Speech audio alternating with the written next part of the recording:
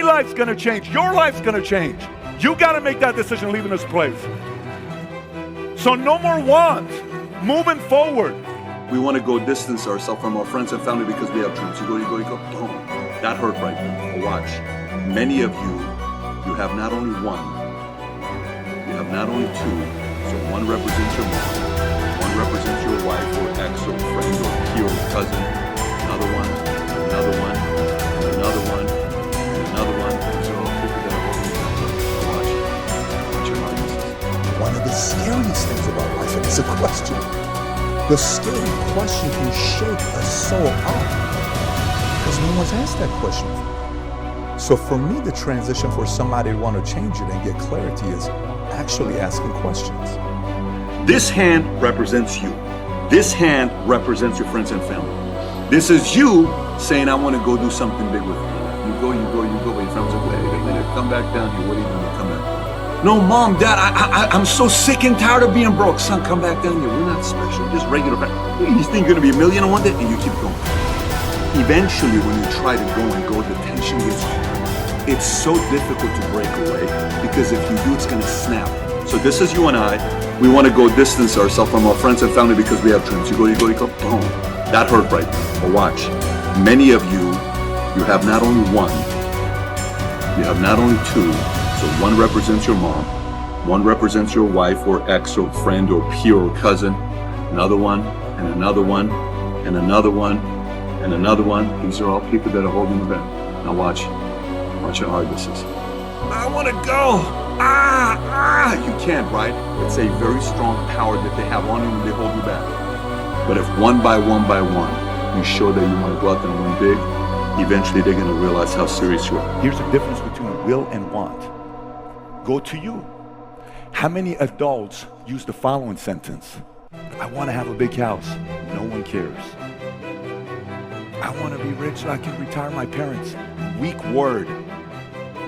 I want to be pampered for the rest of my life. No one cares. I want a nice car. Who cares? I want to have a house in the corner lot. Want has zero weight behind it. Starts with the same letter, same amount of words, 4 letters, same amount of letters, 4. One has power, the other has no power. 2001 would make me how old? 22 years old. I'm broke. You have no idea how broke I am.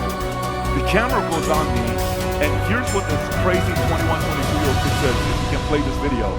Mark my words, by the year, by the time this year is over, next year is coming, we'll get at least 6 figure or more, and anybody that comes from my team will get close to 6 figures or more. 22 years old, I said that, right? Do you know when I walked away, what happened after I said that?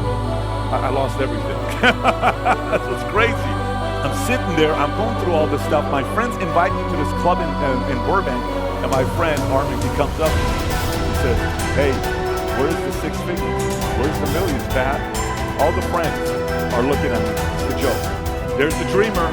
Where's the millions, Pat? Where's the millions, Pat?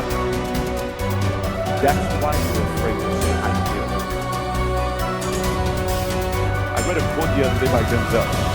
Your own family will talk shit about you when you're in the process of breaking all the generational curses. This ain't for the weak. This ain't for the weak. Some of you guys got some generational curses that you haven't broken yet. Let's address some of the generational curses. What are some of them? Drugs, gambling, alcohol, weed, abuse, poverty, fear of God, victimhood mentality. Every family has it. But eventually somebody has to change it. So for you, this whole word about will and want, what word are you using? Were you afraid to do the video? Why are you afraid of the video? Because God forbid if you go on social media and you say, mark my word, my family will become financially free, and you post that, and you don't, then you delete it, but your friends and family sees it and they laugh at you. You're afraid of being laughed at. So you play safe. You play safe. You don't want to go to these gatherings. I guarantee you the world's going to know your last name. The world's going to know what you did with his family. And by the way, I didn't say this when I was a millionaire. I said this when I was making $50 a year. It doesn't matter if I say it today. No one cares.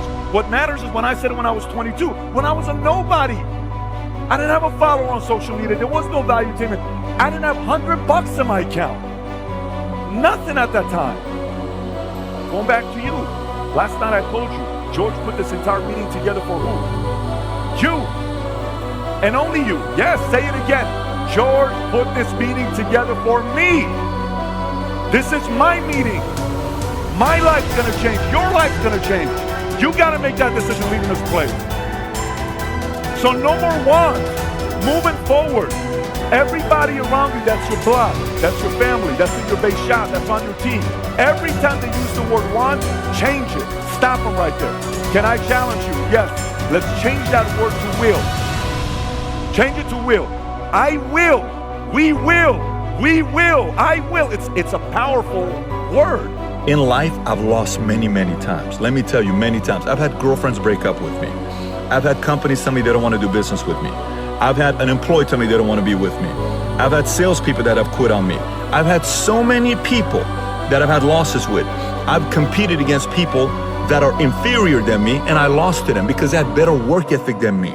And I thought because I had some talent at the time I was going to beat him. No way in the world. That guy worked harder than me. And I've also competed against guys that were superior than me, and I worked my butt off, and I still lost. I still lost with the guy that was ahead of me. What happened there? I worked my ass off and I still lost. Yes, that also happens. It's called a loss. It hurts. It's embarrassing. You come home. Your wife or your girlfriend wants to make you feel good, but you know you lost. And it doesn't feel good. Your peers are looking at you. Competitors are looking at you. The smirk that competitor is going to have when they give you a high five, where they shake their hand to kind of say good luck to you next time. You know that look still says that I beat you. That hurts.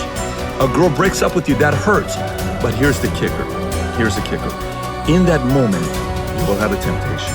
It's the biggest temptation in life. It's the most dangerous temptation in life. It's the most powerful temptation in life. Let me tell you what it is.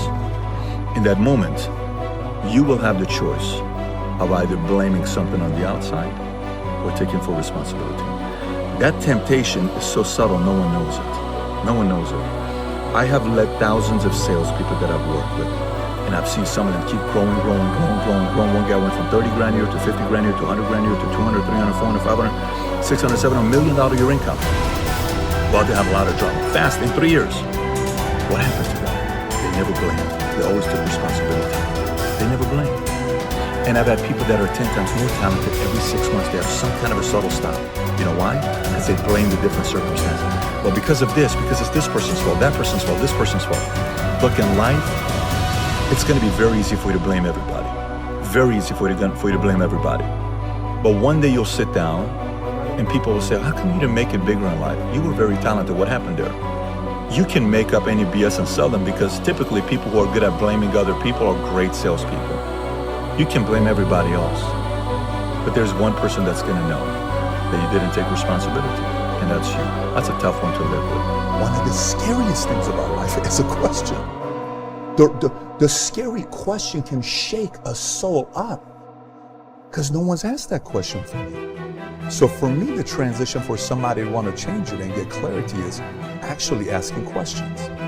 If you don't ask the questions of what you want to do next, the world is going to put you in the box on what you have to do next, because they're determining who you need to be.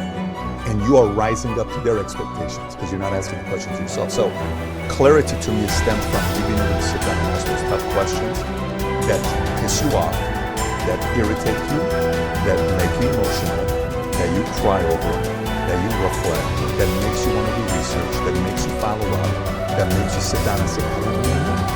I've never thought about this before. And that will do. So clarity is stemmed based on, like the way you answered the question to me, Tom, it was amazing. So do you have any kids? No, we made a decision a long time ago, we didn't want to have kids. The way you said it was like very nonchalant. Really, it was so like, yeah, that's what we did. Then I said, so tell me how you processed it.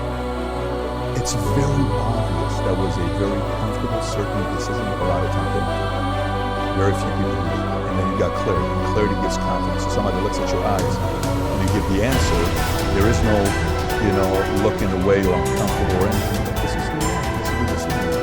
And that clarity takes all the conversation to you. I don't think you have to do that together. Success secret number 6. Develop a workaholic mentality. All self-made millionaires work hard, hard, hard. They start earlier, they work harder, and they stay later. They develop a reputation for being amongst the hardest working people in their fields, and everybody knows it. Practice the 40-plus formula. This formula says that you work 40 hours per week for survival. Everything over 40 hours is for success. If you only work 40 hours, and the average work week today is closer to 35 hours, all you will ever do is survive. You'll never get ahead. You'll never be a big financial success. You'll never be highly respected and esteemed by your colleagues. You will always be mediocre if you just work the basic 40-hour week. But every hour over 40 is an investment in your future. In fact, you can tell where you're going to be in 5 years by looking at how many hours over 40 you put in every week. The average self-made millionaire in America today works 59 hours per week, and some of them work 70 and 80 hours per week. The average self-made millionaire in America works 6 days per week rather than 5, and works longer days as well. If you want to call a self-made millionaire, phone the office before normal working hours and after normal working hours. The self-made millionaire is usually there when the staff arrives and is still there working when they leave. And here's the key. Work all the time you work. When you work, don't waste time. When you get in early, put your head down and get started immediately. When people want to talk to you, you excuse yourself and say, I have to get back to work. Don't drop off your dry cleaning, phone your friends, socialize with your coworkers, or read the newspaper. Work all the time you work. Resolve today to develop a reputation for being the hardest working person in your company. This will bring you to the attention of people who can help you faster than almost anything else you can do. It's so easy to go and look at what other people do badly. But one of the leadership characteristics of vision that he showed me, and I'll never forget it, is look for the good in what other people are doing and apply it. It doesn't take a genius IQ or 20 years of experience to find the possibility in every situation. All it takes is the right attitude, and anybody can cultivate that. Dream one size bigger. One of the best ways to cultivate a possibility mindset is to prompt yourself to dream one size bigger than you normally do. Let's face it, most people dream too small. They don't think big enough. Henry Curtis advises, make your plans as fantastic as you like, because 25 years from now, they will seem mediocre. Make your plans 10 times as great as you first planned, and 25 years from now, you will wonder why you did not make them 50 times as great. If you push yourself to dream more expansively, to imagine your organization one size bigger, to make your goals at least a step beyond what makes you comfortable, you will be forced to grow. And it will set you up to believe in greater possibilities. Question the status quo. Most people want their lives to keep improving, yet they value peace and stability at the same time. People often forget that you can't improve and still stay the same. Growth means change. Change requires challenging the status quo. If you want greater possibilities, you can't settle for what you have now. When you become a possibility thinker, you will face many people who will want you to give up your dreams and embrace the status quo. Achievers refuse to accept the status quo. As you begin to explore greater possibilities for yourself, your organization, or your family, and others challenge you for it, take comfort in knowing that right now as you read this, other possibility thinkers across the country and around the world are thinking about curing cancer, developing new energy sources, feeding hungry people, and improving quality of life. They are challenging the status quo against the odds, And you should too.